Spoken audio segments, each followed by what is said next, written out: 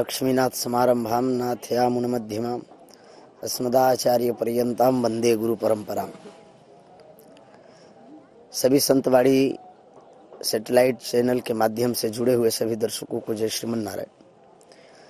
जैसा कि आप सभी सनातन धर्मावलंबियों को ये ज्ञात है कि 144 वर्षों के विशेष अंतराल पर तीर्थराज प्रयाग में इस वर्ष 2025 में महाकुंभ का आयोजन हो रहा है, जिसे हमारे मनुष्यों ने पूर्ण महाकुंभ कहा है। इस पूर्ण महाकुंभ में इस वर्ष बड़ा ही अद्भुत संयोग देखने को भी मिल रहा है। जब 12 वर्षों पर महाकुंभ लगता है उसकी एक अपनी विशेषता है, पर 12 वर्षों के बाद जब 12 कुंभ पूर्ण होते हैं तब पूर्ण महाकुंभ का समायोजन होता है। और ऐसे तीर्थराज प्रयाग में जहाँ सभी देवता माघ मकर गत रवि जब हुई, सभी तीर्थ यहाँ पर बिना बुलाए चले आते हैं, बिना निमंत्रण दिए चले आते हैं। जहाँ पर प्रयागराज में सनातन धर्म का एक खूबसूरती देखने को प्रतीत होता है, जहाँ पर एक सनातन धर्म के सुंदर स्वच्छ वातावरण को देखने का प्रतीत होता है, अवसर मिलता है। जहाँ पर वर्ण आश्रम विचारधाराओं को त्याग करके सब यहाँ पर सनातनी आते हैं, गंगा यमुना और सरस्वती के इस पावन त्रिवेणी संगम में स्नान करते हैं और अलग लाभ लेते हैं। ये हमारे सनातन धर्मावलंबियों में हमारे ऋषियों ने एक ऐसी अनुग्रह की है, हमारे देवताओं ने ऐसी एक अनुग्रह की है, जिसका सुंदर संयोग इस प्रयागराज कुंभ में देखने को मिलता है।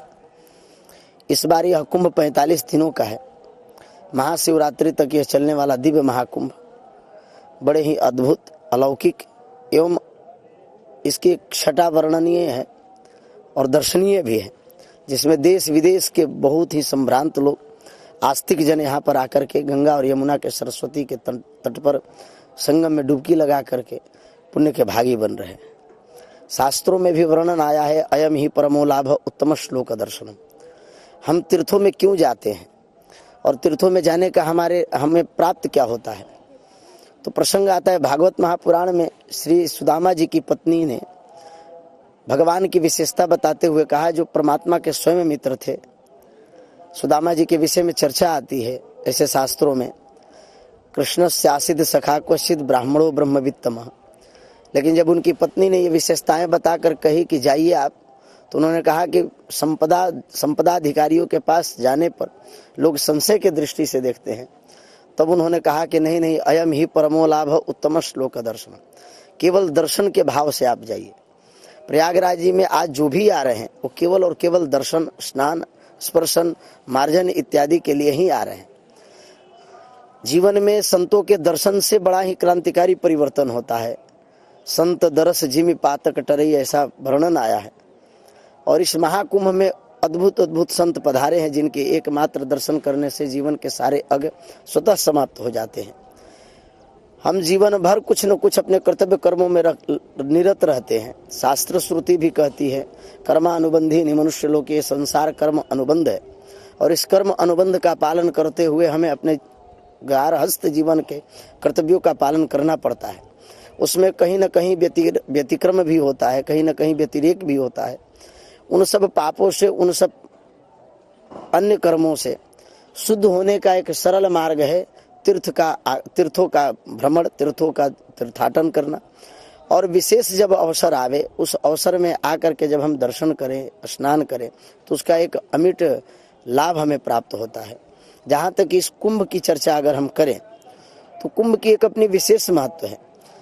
ये कुंभ सामान्य नहीं है, ये कुंभ सामान्य दृष्टिकोण से नहीं लगता है। जिसके लिए देवासुर संग्राम हुआ, देवताओं और दैत्यों ने मिलकर के जिस समुद्र का मंथन किया, उस समुद्र मंथन से अमृत का रस पाटित हुआ।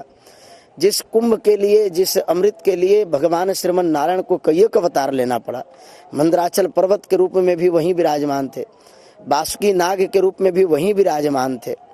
भगवान स्वयं कक्षपा अवतार लेकर के, धन्वंतरी अवतार लेकर के और स्वयं मोहिनी अवतार लेकर के यहाँ पर धर्म की स्थापना करी, सत्य की स्थापना करी। असत्य पर उन्होंने धर्म का, सत्य का विजय प्रदान कराया। ऐसे भगवान श्रीमन नारायण के प्रेरणा से देवासुर संग्राम हुआ। देवताओं और दैत्यों ने समुद्र मंथन किया और समुद्र मंथन से प्राप्त अवशेष अमृत के रूप में यहाँ पर प्राप्त हुआ, जिस अमृत को लेकर के जब दैत्य भागने लगे तो उन्हीं अमृत में से 4 बूंद गिरा, जिसमें हरिद्वार, प्रयागराज, नासिक और उज्जैन अवंतिकापुरी में गिरा। उन्हीं अवंतिका इन 4 जगहों पर कुंभ का अवसर प्राप्त होता है। 12 वर्ष और 6 वर्ष पर पूर्ण कुंभ और अर्ध कुंभ के रूप में प्रयागराज जी में लगते हैं। अर्ध कुंभ हरिद्वार में भी लगता है, लेकिन 12 वर्षों पर नासिक और उज्जैन में ये महाकुंभ लगता है, जो अभी 27 में उज्जैन कुंभ लगने वाला है और ये नासिक कुंभ लगने वाला है, और 28 में उज्जैन में सिंहस्थ महाकुंभ लगेगा। और प्रयागराज जी इस बार 144 वर्षों के बाद ये सुंदर संयोग हो रहा है, जिसमें सभी सनातनियों को आना चाहिए।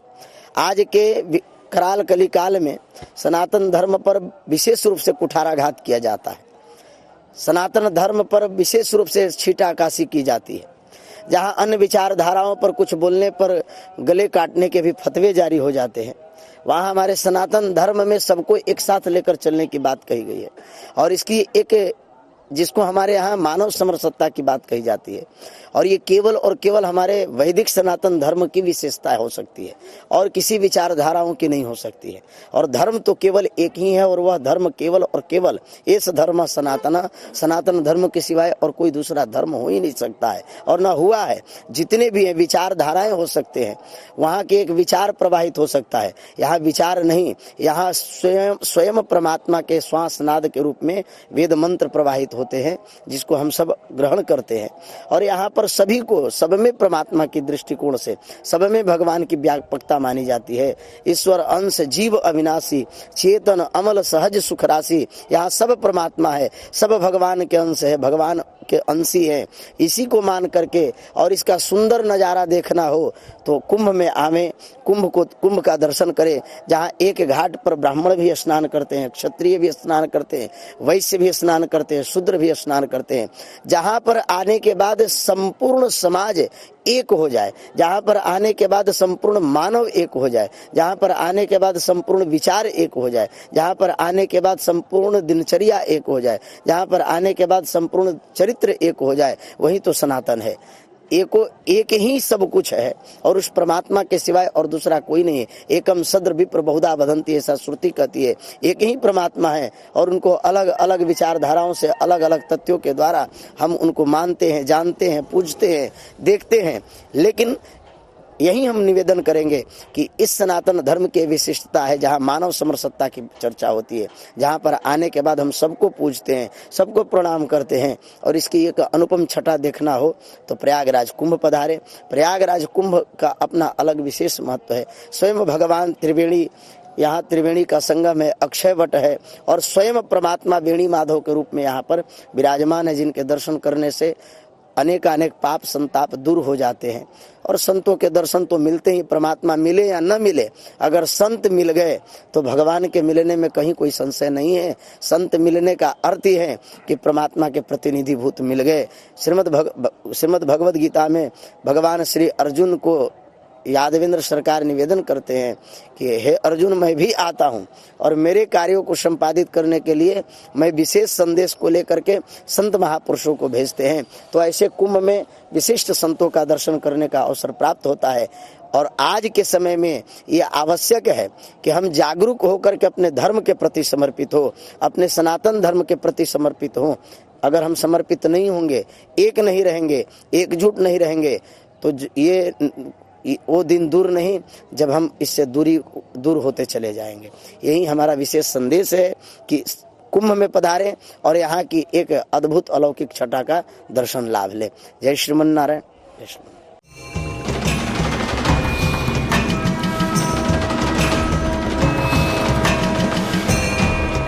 आप हमारे संतवाणी चैनल को सब्सक्राइब करें, वीडियो को लाइक करें, शेयर करें।